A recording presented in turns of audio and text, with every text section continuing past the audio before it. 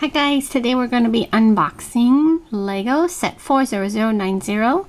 It has 156 pieces. I'm not sure the name of this set, but it's a little bat with a little pumpkin.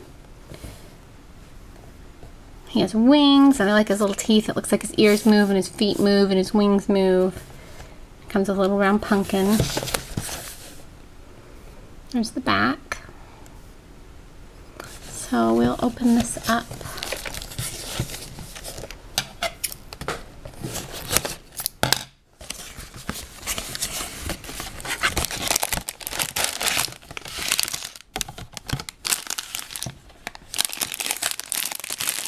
Looks like we've got a bag of small parts here. Pink, black, dark bluish, gray, orange, green. We've got some of the eye tiles in there.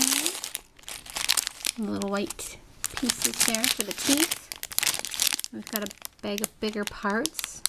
Same colors, orange, dark and light, bluish, gray, black wedges.